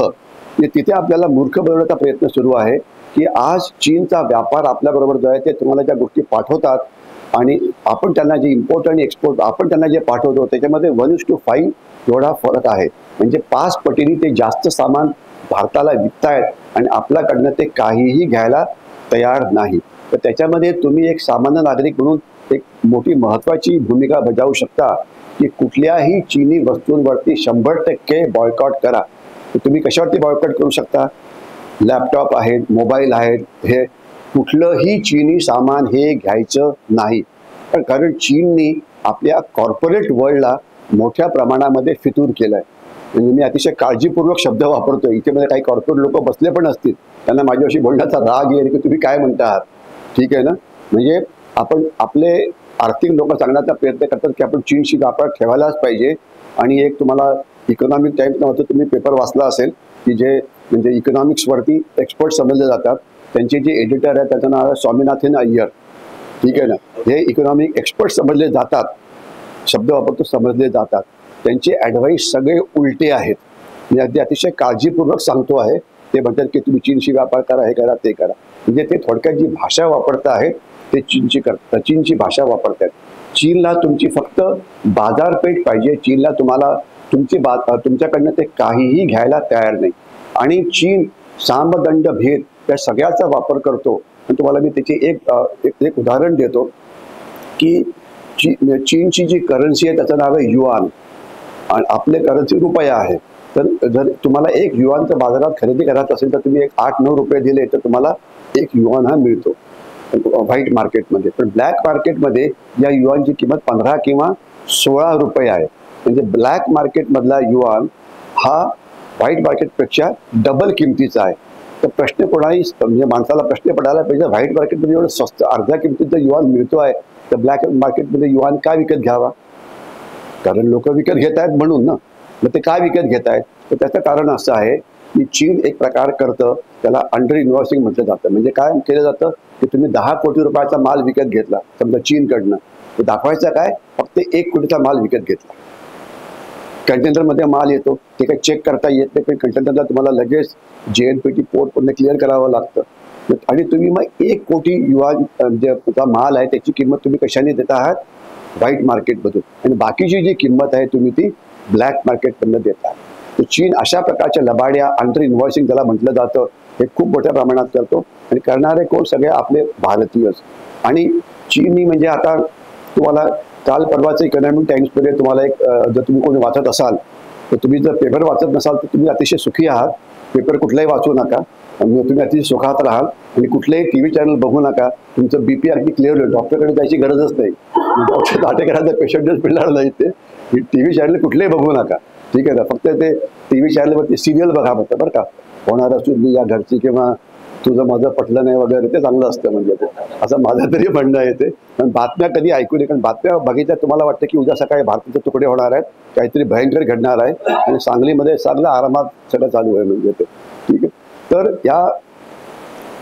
हे जे आर्थिक युद्धामध्ये चीन आपल्याला अतिशय मोठ्या प्रमाणात मूर्ख बनवण्याचा प्रयत्न करतो आहे आणि मोदी सरकारने प्रयत्न करून सुद्धा आपल्याला हे जे इम्पोर्ट एक्सपोर्ट काय हे आहे ते त्यामध्ये यश मिळालेलं नाही येते. आणि आता इकॉनॉमिक टाइम्सची परवाची न्यूज होती की हेडिंग काय, आता जो उन्हाळा येईल त्या उन्हाळ्यामध्ये तुमचे एअर कंडिशनर्स आणि आता शॉर्टेज होणार आहे. तर मध्यमवर्गीय घाबरून गेले असतील की अरे मला एसीच मिळणार नाही, नवीन एसी पाहिजे असेल तर माझा जर एसी खराब झाला तर रिपेअरला म्हणजे सामान मिळणार नाही. का बरं? मी घाबरले की अरे बापरे, एसी नाही उन्हाळ्यामध्ये तुम्ही जगणार कसा. म्हणजे आमची पिढी बिना एसीचं आयुष्यभर राहिली आहे, तो प्रश्न वेगळा. पण आता एसी लागतो लोकांना, म्हणजे ठीक आहे ना. तर कारण काय तर म्हणे चीन जे त्याचे एसीचे जे स्पेअर पार्ट्स आहेत ते सगळे चीनकडनं येत आहे आणि भारत सरकारच्या पार्टला येऊ देत नाही. म्हणजे ते काय कोणाची भाषा बोलतायत ते चीनचे काय मुकाट्याने तुम्ही चीन जे स्पेअर पार्ट्स आहेत ते येऊ द्या. तर ते स्पेअर पार्ट्स आले नाही तर जे आमचं एसीचं रिपेअर आहे ते होणार नाही. मोबाईलचं शॉर्टेज होणार आहे, होऊ दे. त्यांनी तरी आपण फार जास्त बडबड करतो, म्हणजे इतकी बडबड करतो की ते असं येऊन जातं काही काही वेळा. म्हणजे ते ठीक आहे ना. म्हणजे काही मोबाईल किंवा लॅपटॉप किंवा एसी किंवा कार्स किंवा टू व्हीलर हे काही म्हणजे अन्नधान्य नाही आहे की ते जर नाही मिळालं तुम्ही उपाशी मारणार. यांनी काय आता भारतात उपाशी कोणी बरं, बहुतेकांचा प्रॉब्लेम ओव्हरवेट आहे, म्हणजे वजन वाढलेलं असतं, खास तर मिडल क्लासचं, ठीक आहे ना. तर तो वेगळा प्रश्न आहे. तर म्हणजे हे काही इसेन्शियल्स नाही आहेत, हे सगळे म्हणजे मिडल क्लासला लागणाऱ्या गोष्टी आहेत, ठीक आहे. तर ही भीती दाखवली जाते की तुम्हाला चीनशिवाय राहायला म्हणजे काही तुम्हाला गत्यंतर आहे, तुम्ही चीनशी व्यापारात ठेवायलाच पाहिजे. आणि वेगवेगळ्या प्रकारचे लॉजिक वापरले जातात. आर्थिक घुसखोरी, आर्थिक लबाड्या या चीनच्या खूप चालतात. जर तुम्ही पेपर वाचला असेल तर चीन दाखवतं की आम्ही समजा 10 लाख मोबाईल मॅन्युफॅक्चर केले, ठीक आहे. तर तुम्ही कर कितीवरती भरला? 10 लाखावरती. आणि ॲक्च्युली बनवलं किती जातात? 15 लाख, 20 लाख. म्हणजे काय होतं की तुम्ही बाकीच्यावरती GST आणि जे टॅक्सेस असतात ते भरत नाही. तर हे म्हणजे मॅन्युफॅक्चरिंग ते अशा प्रकारे लबाड्या करतात. आणि चीन दुसरं काय करतं की ते इतके लबाड आहेत की चीनचे लबाडी करण्याकरता म्हणजे एक वेगळाच हे करावं लागेल की त्यांना माहिती आहे की भारतीयांना परदेशात जायची फार इच्छा आहे. नेपाळला जातो आणि मोठा आपलं टुरिझम नेपाळमध्ये भरपूर आहे आणि तिथनं काहीतरी घेऊन येतात. का घेऊन येतात? ते चिनी माल. अरे नेपाळला गेलं तर काहीतरी नेपाळी माल घ्या की कुकरी वगैरे घेऊन या पाहिजे, घ्यायचं आठवण म्हणून पाहिजे असेल तर ते श्रीलंकेत जायचं आणि काय विकत घेऊन यायचं? चिनी माल. म्हणजे आता चीन भारतीयांना आता नेपाळ इतक्या प्रचंड प्रमाणामध्ये चिनी माल विकत आणते आणि ते घेणारे कोण? तर 70-80% भारतीय पर्यटक जे जातात नेपाळमध्ये. भारतीय पर्यटक जे जातात म्हणजे समजा भूतानमध्ये इथे बरे तिथून चिनी माल विकत घेऊन येतात. श्रीलंकेमध्ये पण तेच काम करतात, बांगलादेशमध्ये पण जाऊन तेच काम करतात. स्मगलिंगमध्ये तेच केलं जातं. म्हणजे तुम्ही जर नॉर्थ ईस्टची बॉर्डर बघितली तर तिथे प्रचंड प्रमाणामध्ये स्मगलिंग हे केलं जातं. स्मगलिंग, कारण smuggling is a way of life. तर आर्थिक घुसखोरी, आर्थिक युद्ध एक वेगळा भाग झाला. त्याच्याशिवाय जे पुढचं युद्ध आहे त्याला म्हणायचं टेक्नॉलॉजिकल युद्ध. म्हणजे त्याच्यामध्ये चीन काय करतं की जे तंत्रज्ञान आपण चीनकडनं विकत घेतलं आहे सगळ्यामध्ये चीनने आपल्याला मूर्ख बनवलं आहे. आपल्याला आठवत असेल की 26 अकराचा हल्ला झाला आणि मग पोलिसांनी एक फतवा पास केला की आता सगळीकडे CCTV कॅमेरे लागले पाहिजे. आता सगळीकडे CCTV कॅमेरे लागले. CCTV कॅमेरे लागल्यामुळे फायदा कोणाचा झाला? CCTVचे जे मॅन्युफॅक्चरर्स त्यांना फायदा झाला आणि जे त्याचं मेंटेनन्स कॉन्ट्रॅक्टर आणि फायदा झाला. चोर कोणी पाचशे पकडले नाही गेले, ही गोष्ट वेगळी, पण ते जाऊ दे. परंतु हे 95% CCTV हे चिनी बनावटीचे आहेत आणि त्याच्यामध्ये म्हणजे हे घातलेले आहेत की आणि आता सगळ्या सरकारी कर्मचारी ऑफिसमध्ये, पोलीस स्टेशनमध्ये CCTV लागलेत. कारण काय की तिथे काही कुठल्या प्रकारचा अन्याय किंवा भ्रष्टाचार व्हायला तर ही सगळी माहिती ही चीनमध्ये जाते. CCTV म्हणजे सगळे तुमचा लॅपटॉप काय, तुमचा मोबाईल काय, हे सगळं म्हणजे तुमचा मोबाईल जो आहे तो तुमची कुंडली आहे. तुम्ही कोणाशी बोलता, तुमच्याशी कोण बोलतंय, तुम्ही फायनान्शियल ट्रान्झॅक्शन काय केलं आहे, तर तुमच्या मोबाईलचा कॅमेरा ॲक्टिवेट करता येतो, तुमचा डेटा ॲक्टिवेट करता येतो, तुमचा डेटा सगळा काढून घेता येतो. आणि मोठ्या प्रमाणामध्ये सायबर युद्धामध्ये त्याचं नाव आहे डेटा वॉरफेअर. तुमची सगळी माहिती ही चोरली जाते आहे. ही माहिती का चोरली जाते आहे, कारण जर तुमच्याकडे ती माहिती असेल तर तुम्हाला प्रेडिक्टिव्ह अनालिसिस करता येते की तुम्ही पुढे कसे वागाल. ठीक आहे ना, की जर तुम्ही इतके दिवस हे काम केलं तर तुम्ही उद्या कसे वागाल, आणि त्याप्रमाणे तुम्हाला प्रत्युत्तर दिलं जातं. तर आपले सगळे म्हणजे राजकीय पक्ष असो की कॉर्पोरेट वर्ल्ड असो की हे असो, तर त्याच्यामध्ये प्रचंड प्रमाणामध्ये डेटा थेफ्ट जी आहे ती होते आहे. ठीक आहे. त्याच्यानंतर पाणी युद्ध किंवा वॉटर वॉर. ब्रह्मपुत्र नदीत तुम्हाला मी दाखवलेलं होतं, तर ब्रह्मपुत्रा नदीमध्ये ते पाणी जे आहे ते चीन आता डायव्हर्ट करण्याचा प्रयत्न करतो. स्लाइडमध्ये आहे ते चीनच्या दुष्काळी भागामध्ये तसं झालं तर ईशान्य भारतामध्ये आपल्याला पाण्याचं मोठा एक प्रॉब्लेम होणार आहे. तर ते कसं त्याला तोंड द्यायचं, तर जसं चीन आपलं पाणी पळवतो आहे तसं जे साऊथ ईस्ट एशियाचे जे देश आहेत, खास तर मलेशिया वगैरे, तर त्यांना पण तिथूनच पाणी येतं. कारण जे तिबेटचं पठार आहे ते म्हणजे त्याला थर्ड पोल असं म्हटलं जातं.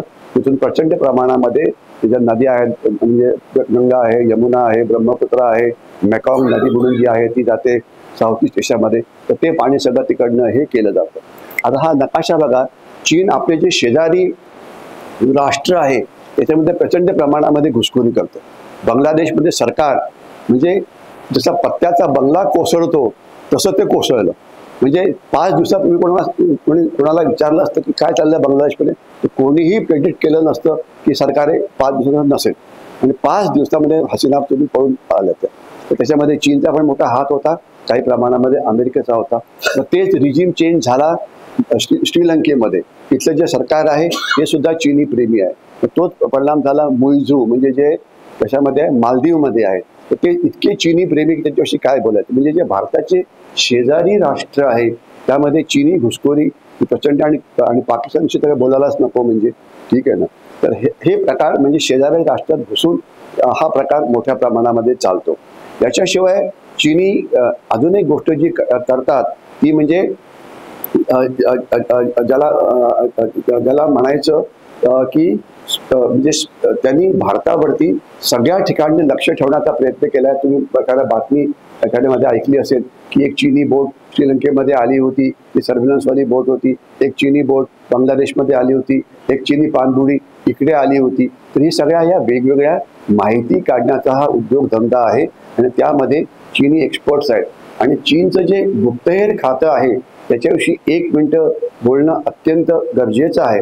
आपल्याकडे गुप्तहेर खातं असतं की जे गुप्तहेर माहिती काढायचं काम करतं, पण चीनचं म्हणणं आहे की प्रत्येक चीनी नागरिक त्याचा प्रोफेशन कुठलाही असो तो पहिले गुप्तहेर आहे, आणि त्याच्याकडे जी माहिती आहे ती सरकारला द्यायलाच पाहिजे. जेवढे चीनी लोक आज इथे आहेत, भारतामध्ये आहेत, हे सगळे चीन करता वेगवेगळ्या प्रकारची म्हणजे माहिती ही गोळा करत असतात. पुणे युनिव्हर्सिटीमध्ये मी पुष्कळ दिवस तिथे शिकायला होतो. तर एक असंच मी लेक्चर देत होतो, तर तिथे एका मला सांगितलं, सर तुम्ही चीनला खूप शिवाय देतात, ही मुलगी जी बसली ती चीनी मुलगी आहे. ठीक आहे. तुम्ही त्याला वाटलं की त्याला माझी काळजी वाटायला लागली. ठीक आहे ना, की अरे हे काय काहीतरी म्हणतात तर तिला राग येईल वगैरे वगैरे. तर नंतर मी तिला विचारलं, म्हटलं की did you understand whatever. No I can understand English, I can understand only Chinese. आणि 5 मिनिटांनंतर ती फ्लुएंटली बोलत होती म्हणजे इंग्लिशमध्ये. तर त्यांचं काम आहे की फक्त युनिव्हर्सिटीमध्ये काय लक्षात ठेवायचं. तर मला सांगण्यात आलं होतं की ते तिथे जे आपले प्रबंध असतात म्हणजे जे थिसिस असतो ते चोरण्याचं काम तिचं असतं. तर मला वाटलं की त्यांनी भरपूर चोरी केली. म्हणून तिला मी पॉईंट ब्लँक विचारलं की याच्यातली जे थिसिस आहे जिथे 2 कबड भरलेली होती, ज्यांनी PhD रिसर्च केला होता, किती चोरली आहे. Sir it is not worth reading, it's all copy and paste. मला अतिशय अपमान वाटला की अरे काहीतरी चोरी तर करायला पाहिजे. तू इथे चोरी करायला आली आणि जर तू पुणे युनिव्हर्सिटीत चोरी करत नसेल तर आमचा हा केवढा बौद्धिक अपमान आहे. म्हणजे आम्ही जे लिहिलेलं आहे ते काही वाचण्याच्या लायकीचं नाही असं तिचं म्हणणं होतं. माझं नाही बरं का, असं तिचं म्हणणं होतं. म्हणजे बौद्धिक क्षमता आपली जेवढी असायला पाहिजे की जेवढी आपण म्हणतो तेवढी नाही. ओरिजिनल रिसर्च जो आपल्याकडे आहे तो कमी आहे हे आपल्याला मान्य करावं लागेल. अशी ती चीनी मुलगीच म्हणते. चीननी एक त्यांच्या संस्था होत्या की ज्या पहिले मोठ्या प्रमाणात काम करत. त्याचं नाव होतं प्रोनाऊन्सिएशन नीट करतो की माहिती नाही, कॉन्फ्युशियस इन्स्टिट्यूट, म्हणजे चीनी तो त्यांचा एक तत्वज्ञानी होता, जसं आपलं चाणक्य आहे किंवा असे लोक आहेत ते. तर त्यांनी तशी ती केंद्र असायची आणि त्या केंद्र युनिव्हर्सिटीमध्ये त्यांचं काम काय होतं, तर भारतीय लोकांना सबव्हर्ट करायचं. काही अकॅडमिशियन्स, काही मीडियावाले, काही आपला हिंदू नावाचा पेपर आहे, तो हिंदू सोडून बाकी सगळं काम करतो. म्हणजे त्याचे जे अग्रलेख असतात ते सगळे चीनच्या बाजूने असतात. फ्रंटलाईन आहे ते चीनच्या बाजूने लिहितं, डेली हंट आहे ते चीनच्या बाजूने काहीतरी लिहित असतात. ठीक आहे ना. आणि म्हणजे एक तुम्हाला चीनचं अजून 2-3 उदाहरणं देतो, कारण मला तुम्ही सांगा थांबा, तर मी त्याचा वेळ होईल. 2 उदाहरणं देतो. 5 मिनिटं थांबू मी. ज्यांना वाटते मी थांबावं त्यांनी हात वर करावा. ओके. ज्यांना वाटते की मी थांबू नये हात वर करावा. ओके. ज्यांना काहीच वाटत नाही त्यांनी हात वर करावा. कारण काही जण तळ्यात किंवा मळ्यात विचार करतायत की काय म्हणावं, थांबावं म्हटलं तर अपमान होईल आणि थांबवू नका म्हटलं तर माझून 10 मिनिटं ऐकावं लागेल. म्हणजे अतिशय ओके. सुधाताई ह्या काही बोलायचं होतं का? ओके. मी अजून 2-3 एक्झाम्पल देतो इंडिया स्पेसिफिक. म्हणजे आपल्याला आठवत असेल की 2 वर्षापूर्वी 2 किंवा 2.5 वर्षापूर्वी मुंबईमध्ये म्हणजे इलेक्ट्रिसिटी ग्रीडवरती एक सायबर अटॅक झाला होता आणि मुंबईची वीज ही 12 तास बंद पडली होती. मुंबई ही भारताची आर्थिक राजधानी आहे आणि जर आर्थिक राजधानी बंद पाडली तर काय होतं, इंटरनेट बंद होतं, रेल्वेचं नेटवर्क बंद होतं, रिझर्व्ह बँकेचं म्हणजे सगळं गोंधळ होतो. आपण आता इतकं त्या इंटरनेटशी कनेक्टेड आहे की ते झालं तर बंद होतं. तर हा सायबर अटॅक चीननी केला होता आणि ते बंद पडलं होतं. आणि तुम्हाला आठवत असेल की जे एनर्जी मिनिस्टर त्यांनी म्हटलं पण होतं की चीनचा सायबर अटॅक आहे. दुसऱ्या दिवशी त्यांनी आपलं विधान बदललं की नाही मला माहिती नाही, हा बहुतेक काहीतरी गडबड झाली. गडबड नव्हती, तो प्रॉपर अटॅक हा झालेला होता आणि त्यांनी चीनने दम दिला होता की आम्ही तुमचं पूर्ण इलेक्ट्रिसिटी थांबवू शकतो. तुम्हाला आठवत असेल की एक 5-6 वर्षापूर्वी 2 फ्लॅश फ्लड्स आले होते, एक हिमाचल प्रदेशमध्ये आणि एक उत्तराखंडमध्ये. तिथे मोठ्या प्रमाणामध्ये नुकसान झालं होतं. तर त्याचं जे क्लाउड सीडिंग असतं त्याला एन्व्हायरमेंटल वॉरफेअर असतं. असे प्रयोग चीन करत असतो. सीमेवरती त्यांनी त्या ढगामध्ये ते सिल्वर लाईनिंग केलं, ते प्रचंड पूर आणला. हे सगळे ते प्रयोग करून बघतात की आपलं तंत्रज्ञान प्रूव्ह करू शकतं की नाही आणि आपलं केवढं नुकसान झाल्याची आपल्याला ती कल्पना असावी. नंतर आपल्याला अजून एक कल्पना असेल की आपल्या आपली बोट म्हणजे रिपेअर करण्याकरता म्हणजे मेंटेनन्स करता माझगाव डॉकमध्ये आली होती. ड्राय डॉकिंग त्याला केलं म्हटलं जातं. आणि ती बोट पडली आणि 8,000 कोटी रुपयाची बोट बर्बाद झाली. आता जी जॅकवरती बोट पडते आणि 8,000 कोटी रुपये बर्बाद होतात, हे काय होतं तर हा एक घातपात होता. म्हणजे हा ऍक्सिडेंट नव्हता, हे तुम्हाला क्लिअर पाहिजे. ठीक आहे ना. तर अशा प्रकारचे घातपात हे चीन म्हणजे प्रयोग करत असतं.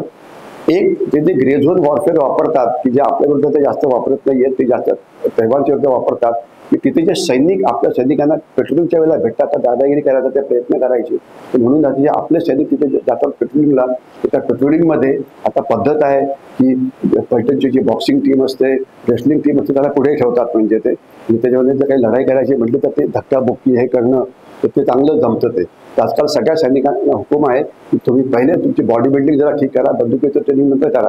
त्याची काही काळजी नाही आहे. ते वापरायचं काही तुम्हाला चान्स काही मिळणं शक्य नाही जर तुम्ही तिथे असेल तर. पण तुम्ही ज्याला अनआर्म कॉम्बॅट म्हणायचा तर ते तुम्हाला ते करता आलं पाहिजे.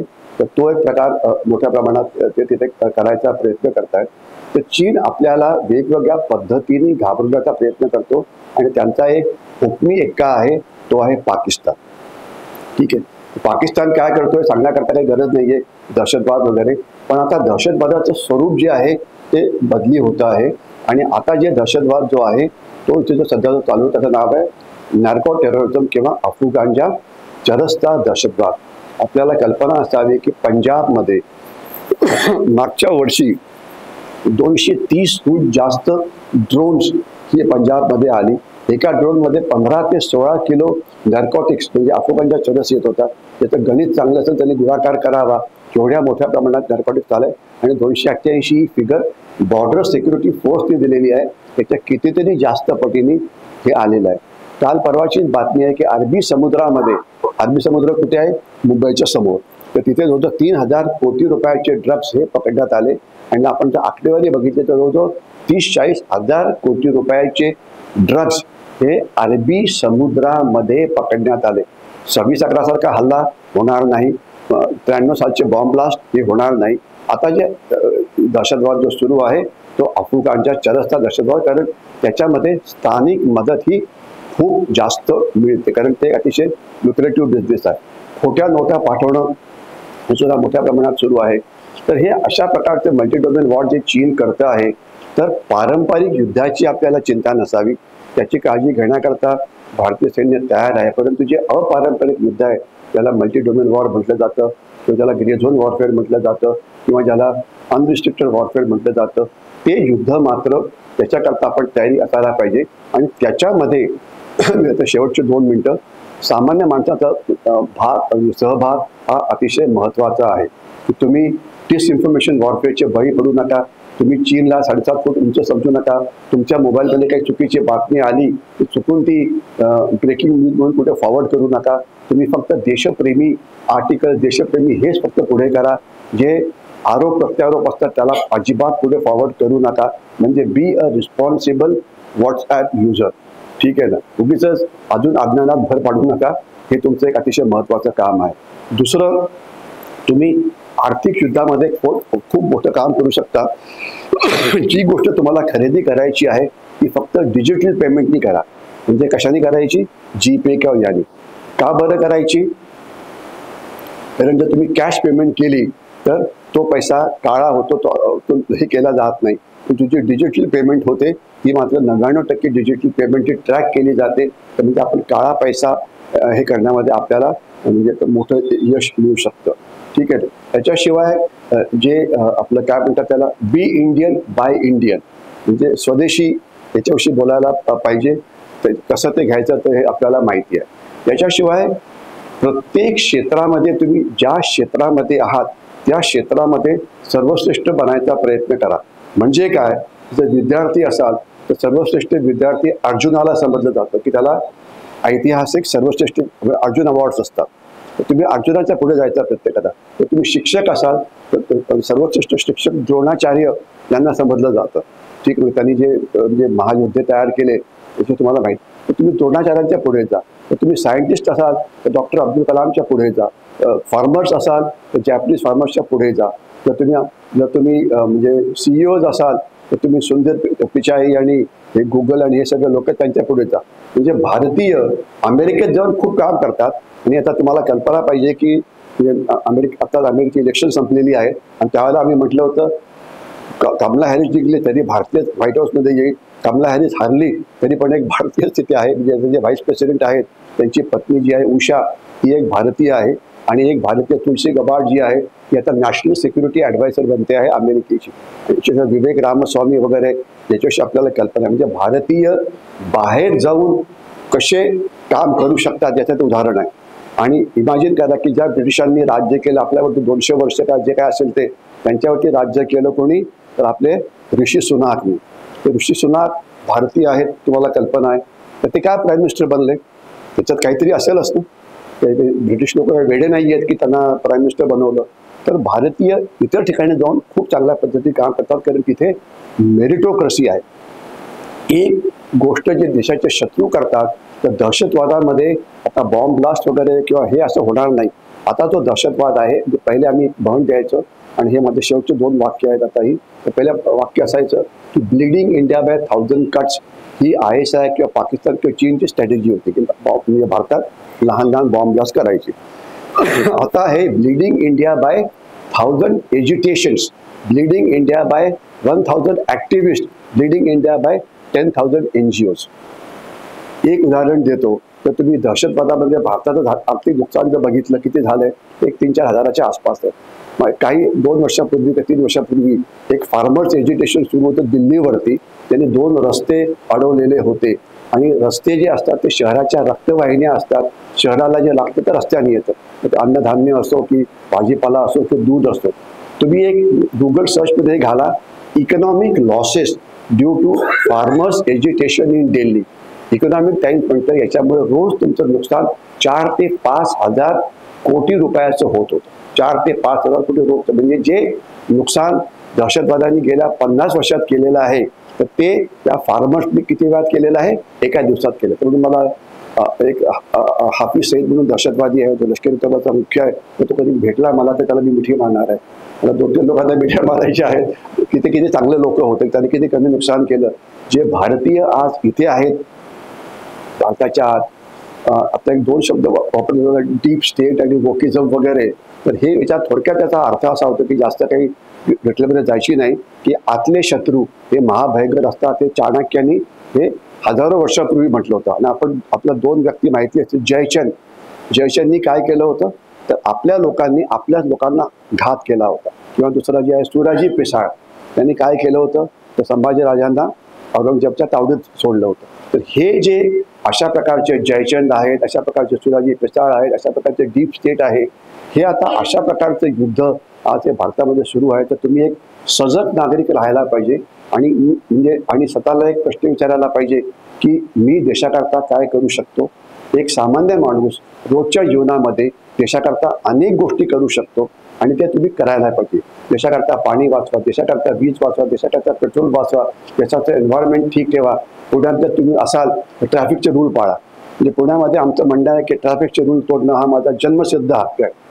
म्हणजे पुण्याच्या लोकांनी जर 6 ते 8 च्या वेळी जर ट्रॅफिक रूल पाळले तर आम्ही 1000 कोटी रुपयाचे पेट्रोल रोज वाचवू शकतो. 6 ते 8च्या मध्ये पुण्यामध्ये 150 ठिकाणी चक्रव्यूह तयार होतात की त्याच्यातनं कोणी सुटू शकत नाही.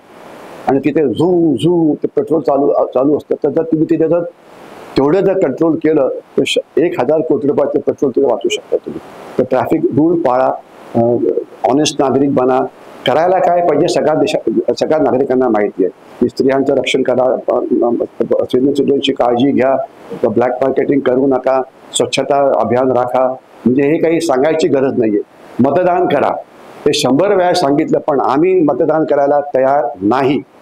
म्हणजे कालच मतदान झालं, आता इतके सगळ्यांनी आव्हाने केली आणि आता आकडेवारी मी आजच पेपरमध्ये वाचली की 57% आहे आणि म्हणजे 60% फक्त वाढली.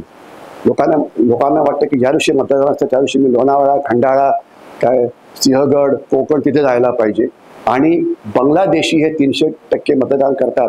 ते कसं करतात तर ते आता इथे त्याच्याशी मी बोलत नाही. तर मला वाटतं मी आता आपल्याला पुष्कळ गोष्टी सांगायचा प्रयत्न केला. याच्यामध्ये सामान्य माणसाचं योगदान खूप आहे.